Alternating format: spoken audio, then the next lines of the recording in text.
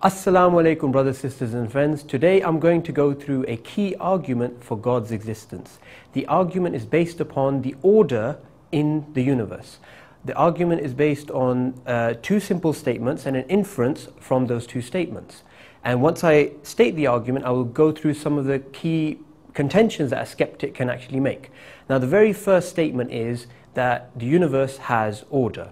Secondly, from our common experience, behind order there is an organizer. 3, therefore the universe has an organizer, and this organizer is best explained as God. Now, the very first premise, the universe has order. Our universe obeys the laws of science, and these laws are proof of the order within the universe. For instance, if I drop an object, due to the law of gravity, it will fall to the floor. Likewise, my motion or any motion can be described by Newton's laws of motion. Likewise, we have chemical laws, biological laws and chemical laws. Biological laws, physical laws and chemical laws. And the more scientists discover about the universe, the more of these laws they actually discover. Now, Sir Isaac Newton was the first scientist in the West to describe these laws as universal and mathematically precise. And this is a proposition which scientists still stick to today. Science popularizer and astrophysicist Professor Michio Kaku of City University, New York, he states that the universe obeys noble laws, laws that can be written down in the language of mathematics. So that's the very first statement. The universe has order, and this is based upon the laws of the universe. Secondly, from our common experience, behind order there is an organizer. Take any human artifact, for instance. Your TV that you are watching right now. Your TV is made of glass, plastic and metal. Those are the basic things it's made of. Glass comes from sand, plastic comes from oil, and metal comes from iron ore in the ground. Everything your TV is made of you can find naturally around you. Now, would you ever believe that your TV came around by chance, a product of blind forces? Blind natural forces over millions of years put together your TV. You would never believe that.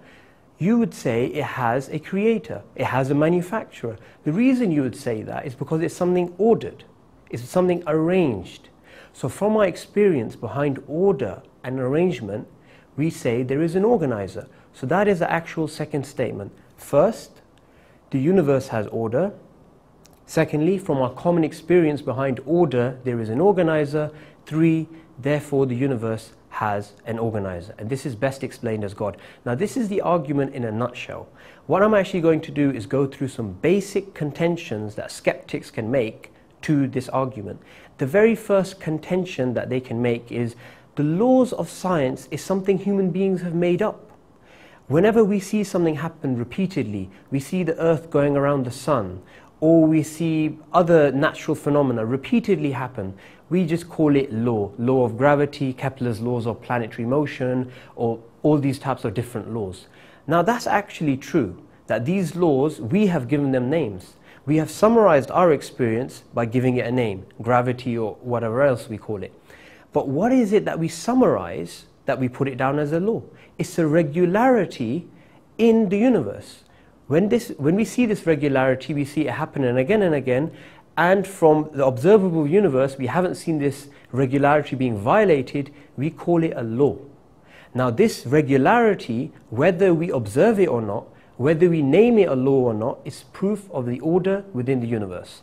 So that's, they try to challenge, the skeptic could try and challenge the first statement, and that's the actual way of addressing it. Now, a second common contention is, but there's also disorder in the universe.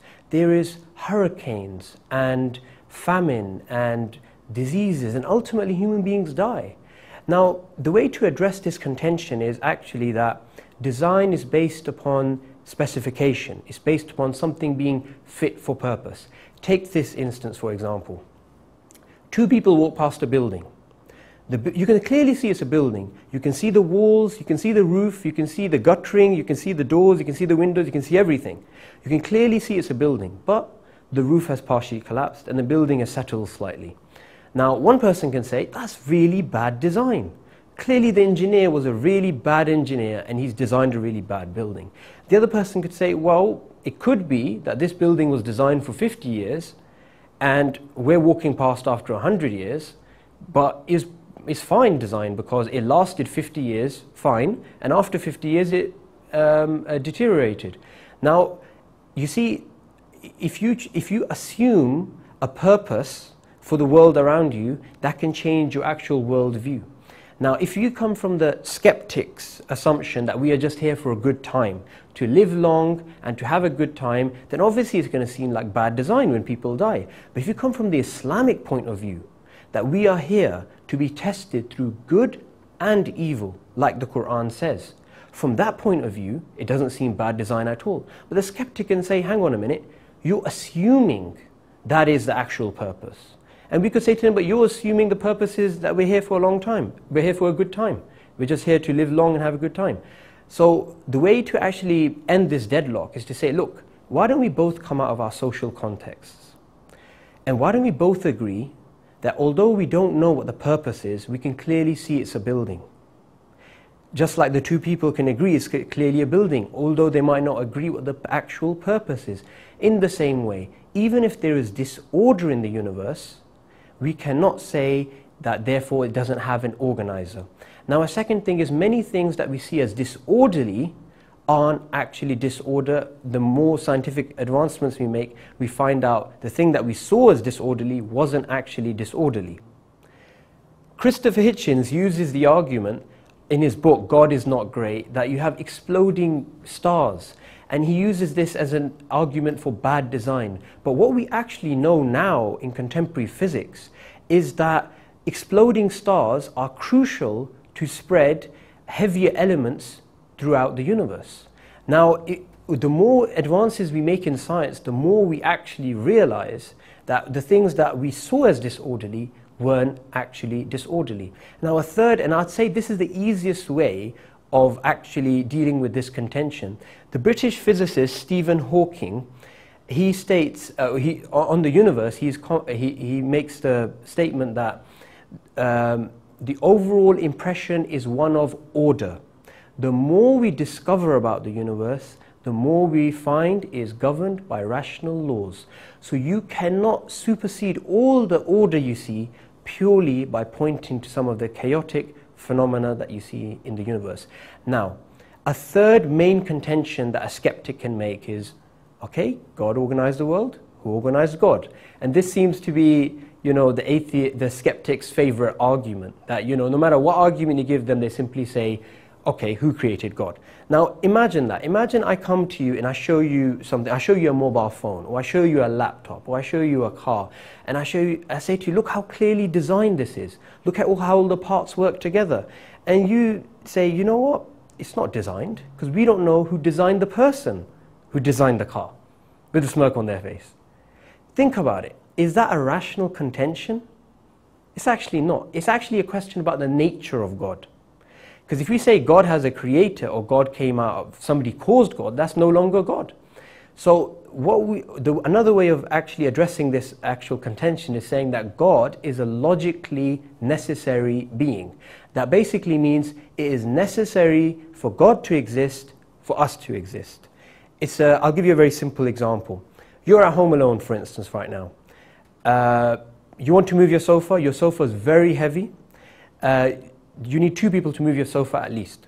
You go to your neighbor, you knock on his door and you say to him, can you please help me move the sofa? Your neighbor says, sure, I'll help you. Only if my neighbor across the street helps me. So he goes across to his neighbor and he says, can you please help me move the sofa? The neighbor says, sure, I'll help you, only if my other neighbor on the other side of the end of the street helps me. Imagine if this goes on forever. People keep making, I will only help if only this person helps, and this goes on forever. Will your sofa ever move?